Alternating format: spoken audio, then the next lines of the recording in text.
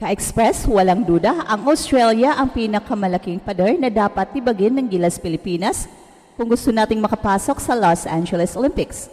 Kaya ngayon pa lang ay inaabangan na ng lahat ng mga Gilas fans ang muling pagtatapat ng Gilas at ng Boomers sa FIBA Asia Cup. Kailangan ng Gilas na talunan ang Australia sa FIBA Asia Cup upang mas solidify at makonsider na ang Gilas bilang legitimate world-class squad. Pero kung hindi man kakayanin ng Gilas ang Australia sa FIBA Asia Cup, ay hindi pa yan ang katapusan sa ating pangarap na makabalik sa Olympics. Ang real competition ay sa susunod na tournament, ang FIBA World Cup qualifiers na kung saan nasa the same group ang Gilas at ang Australia. At dito mabubulabog ang Australia dahil alam nilang maglalaro na si Kai Sotto at alam nilang ibang klaseng team ang Gilas kapag merong Kai. Nakita na kasi nila kung paano tinalo ng Gilas ang New Zealand sa qualifiers at ang Latvia sa Olympic qualifying tournament. At dahil dito, namimiligro ang Australia na talunin ng Gilas. Problema pa naman nila kung sino ang kanilang pantapat kay Kai. Yes, napakaraming big men ang Boomers, pero wala naman silang extra tall players na 7'3" na merong skills na pwedeng makipagsabayan kay Kai. Malaking sakit sa ulo para sa Boomers ang pagbabalik ni Kai. Pero ang tanong, anong klaseng Kai Sotto kaya ang makikita natin sa kanyang pagbabalik galing sa injury? Well, it remains to be seen. Pero sa style of play ni Kai ay wala tayong nakikitang maging malaking problema, especially ngayon na he is relying more on his height and strength. Nag-mature na kasi ang laro ni Kai at kahit in the worst case scenario na mag-slow down ang kanyang development, yet napaka-effective pa rin niya. And for sure, lalong-lalo na against Australia na kailangan ang kanyang inside presence. Ka-express, isang napakalaking balita. Ang unti-unting nagpapayanig ngayon sa basketball scene sa Asia Pacific. At ito ay walang iba kundi ang pagbabalik ni Kai sa lineup ng Gilas. Pero hindi lang ito basta pagbabalik. Para sa Australia, isa itong babala. Isang senyales na ang dati nilang madaling tinatalong team ay isa na ngayong matinding banta. At habang papalapit na ang FIBA Asia Cup, hindi lang mga fans ng Gilas ang nag-aabang, kundi pati na rin ang buong basketball community sa rehiyon. Dahil kung may isang team na kailangang papagsakin para muling maramdaman ang yabang ng Pilipinas sa international stage, yan ay walang iba kundi ang Boomers ng Australia.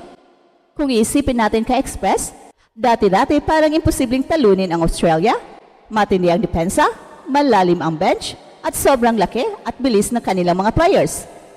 Pero ngayong taon, iba na ang timpla, iba na ang Gilas, at ang pinaka-importanting ingredient ng pagbabago, Kai Sotto. Sa bawat galaw niya sa loob ng court, sa bawat block, dunk at intelligent passing, nagkakaroon ng bagong anyo ang ating national team. Kaya hindi na rin nakakapagtataka kung bakit nabubulabog ngayon ang kampo ng Australia. Nandoon ang pressure, nandoon ang kaba, kasi alam nilang hindi na ito ang Gilas na madaling banggain noon. Ngayon, meron na tayong sentrong kayang makipagsabayan kahit sa pinakamalalaking players sa mundo. Kamakailan lang, naging malinaw ang warning shot ng Gilas matapos nilang pataubin ang New Zealand. Isang team na kilala sa pagiging pisikal at mahirap talunin. Pero mas lalong umalingaw-ngaw ang pangalan ng Pilipinas nang mabigla ang basketball world sa panalo natin kontra Latvia sa Olympic qualifying tournament, isang European powerhouse at nanalo tayo. Kung hindi pa ito sapat para seryosohin tayo ng Australia, well, ewan ko na lang. Pero alam natin hindi ito aksidente, isa itong pahiwatig ng bagong era ng Gilas. Mas disiplinado, mas cohesive at mas deadly, lalo na kapag andon si Kai. Dito pa lang nagsisimula ang lahat ka-express kasi kung tutuusin, hindi lang sa FIBA Asia Cup magsasagupaan ang Gilas at Australia, mas matindi ang salpukan nila sa FIBA World Cup qualifiers, kung saan iisa ang grupo ng Gilas at Australia. Kaya't hindi pa tapos ang laban kung sakaling matalo tayo sa Asia Cup. Ang tunay na target, ang ticket papuntang Olympics. At dito ang papel ni Kai ay hindi lang mahalaga, siya ang posibleng maging game changer. Imagine nyo to, sa isang laro kung saan kailangan mo ng depensa, presence, intimidation, at composure sa ilalim, lahat ng yan, hawak ni Kai.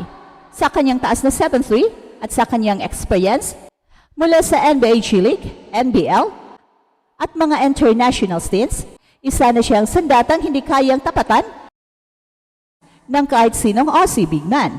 Pero ang tanong, anong klaseng Kai Sotto ba ang makikita natin sa pagbabalik niya matapos ang kanyang injury? Ito ang malaking misteryo ngayon ka-Express. May mga fans na nag-alala, may mga kritiko na duda kung kaya pa niyang makabalik sa dating forma. Pero kung susuriin natin ang kanyang laro, hindi naman siya umaasa sa bilis o explosiveness lang. Ang laro ni Kai ay skill-based, may finesse, at kaya niyang umiscore kahit walang athletic burst. Well, sa katunayan, habang lumalalim ang kanyang karanasan, mas nagiging matalino na siya sa galaw, positioning at decision-making.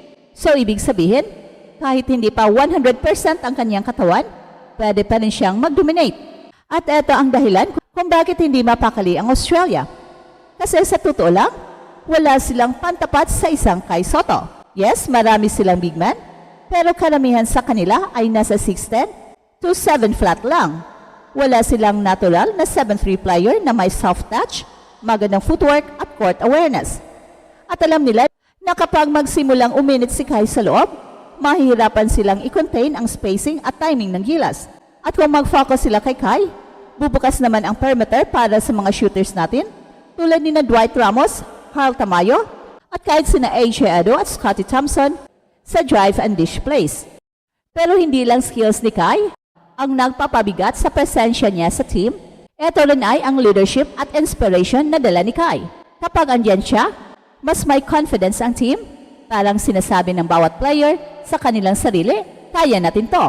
At yan ang klase ng energy na kailangan natin kontra Australia, isang team na kahit gaano ka-talented ay pwedeng matalo kapag ang kalaban ay may pusong palaban. Tandaan niyo mga ka-Express, hindi lang sa tangkad at skills nanalo ang isang team. Kailangan ng puso, determinasyon at leader na handang magsakripisyo para sa bandera. At sa mga susunod na linggo, unti-unti nang mapupuno ng tensyon ang bawat training session ng Boomers. Hindi lang nila pinaghahandaan ang gilas, kundi pinaghahandaan nila si Kai. Kasi alam nila kahit hindi siya gumawa ng 30 points, kaya niyang baguhin ang laro sa depensa at rebounding. Isa siyang X-factor na pwedeng magbago sa buong dynamics ng laro. At para sa isang team na gustong pumasok sa Olympics, malaking threat yan. Kaya ngayong unti-unti nang napubuo ang ating roster, unti-unti na rin nasusubok ang chemistry ng kilas, isang bagay lang ang dapat nating tandaan ka-Express, may dahilan para umasa, may dahilan para pangarap, at habang buhay pa ang chance nating makabalik sa Olympics, kailangan nating maniwala na posibleng papagsakin kahit ang pinakamalaking pader sa daan, kahit pa yan ay ang Australia. At ito ang Express Info na kung saan bawat kwento, kinulat ang mundo. Don't forget to like and subscribe.